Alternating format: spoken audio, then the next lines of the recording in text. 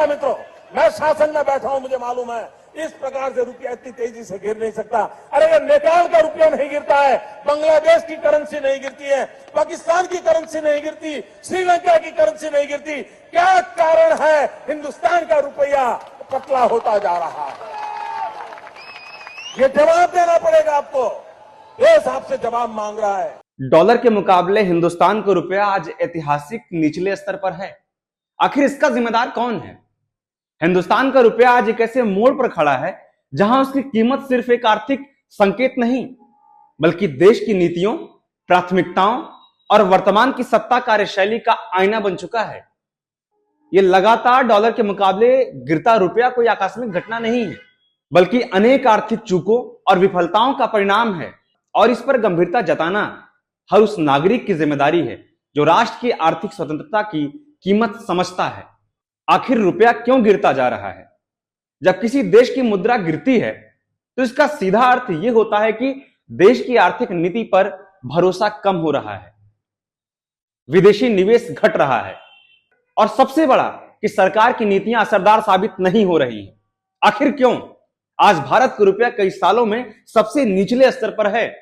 पर सवाल यह है कि जब सरकार हर मंच से मजबूत अर्थव्यवस्था की बात करती है, मजबूत अर्थव्यवस्था होने का दावा करती है, तो फिर मुद्रा इतनी कमजोर क्यों?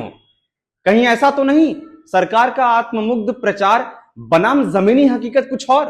बीते वर्षों में हम सबने देखा है कि सरकार ने देश की आर्थिक समस्याओं पर संवाद और समाधान से अधिक ध्यान विज्ञापनों, इवेंट्स और पीआर पर लगाया है। जहां जनता महंगाई से टूट रही है, जहां युवाओं को रोजगार नहीं मिल रहा है, जहां छोटे और मध्यम वर्ग के उद्योग सेक्टर अभी तक संभले नहीं, वहीं पर सरकार जीडीपी पर हाई जंप जैसी बातें करके तस्वीर चमकाने में लगी है। लेकिन सच्चाई यह है कि रुपया की गिरावट हर चमकदार वादे का पर्दाफाश कर रही है। सबसे अधिक प्रभावित है आम नागरिक, किसान, छोटे व्यापारी, उद्योग और स्टार्टअप्स, तेल, दवा, मशीन, इलेक्ट्रॉनिक्स जैसी आयात आधिकारिक सेक्टर। क्योंकि जैसे ही रुपया गिरता है, पेट्रोल, डीजल महंगे होने लगते हैं, दवाइयां महंगी होती हैं, मोबाइल, लैपटॉप, कार, मशीनें महंगी होती हैं, ट्रांसपोर्ट महंगा होता है और इसके साथ ही पूरी अर्थव्यवस्था भारी महंगाई के गिरफ्त में आ जाती है।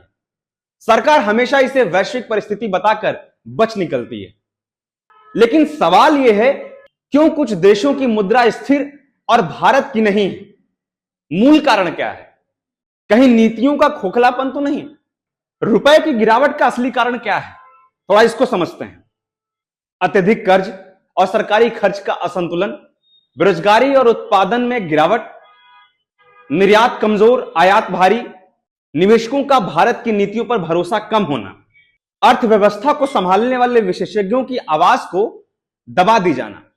जब नीति संवाद पर तंत्र बाधा बन जाए, जब हर असफलता का डेटा मैनेजमेंट का खेल बन जाए, जब सुधार की जगह सिर्फ इवेंट और नारे हों, तो अर्थव्यवस्था संभालना ही नहीं नामुमकिन हो जाता है। अब देश की जनता को समझना होगा, रुपया सिर्फ एक संख्या नहीं है। रुपए की कमजोरी का अर्थ है देश की कमजोरी। आपको ये वाला वीडियो तो शायद याद ही होगा। ऐसे नहीं होता मित्रों, मैं शासन में बैठा हूं, मुझे मालूम है इस प्रकार से रुपया इतनी तेजी से गिर नहीं सकता। अरे ये नेपाल का रुपया नहीं गिरता है, बांग्लादेश की करेंसी नहीं गिरती है, पाकिस्तान की करेंसी नहीं गिरती, श्रीलंका की करेंसी नहीं गिरती, क्या कारण है हिंदुस्तान का रुपया पतला होता जा रहा है?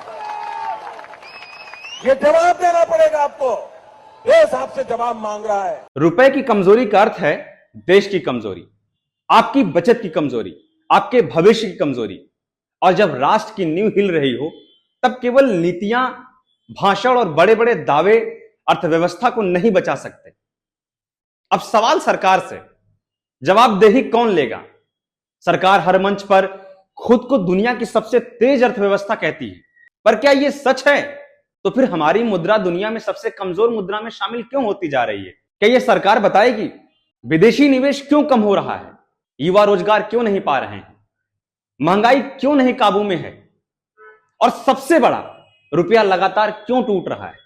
क्योंकि यह सिर्फ आर्थिक विफलता नहीं है, यह शासन की दिशा और निर्णयों की नाकामी का परिणाम है। दोस्तों, याद रखें कि देश की अर्थव्यवस्था मजबूत नीतियों से चलती है, नारों से नहीं। राष्ट्र को शक्तिशाली भाषण से नहीं, बल्कि मजबूत मुद्रा, मजबूत रोजगार, मजबूत उत्पादन और मजबूत शासन से मजबूती मिलती है। आज डॉलर के मुकाबले गिरता रुपया हमें चेतावनी दे रहा है कि समय आ गया है जब देश को प्रचार नहीं, गंभीर आर्थिक सुधारों की जरूरत है और इसके लिए सरकार को जवाबदेह होना पड़ेगा।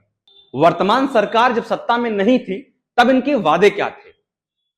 आज अगर सत्ता में है तो इसकी जवाबदेही किसकी होगी? वरना रुपया ही नहीं, राष्ट्र की आर्थिक आत्मा भी गिर जाएगी। जय हिंद।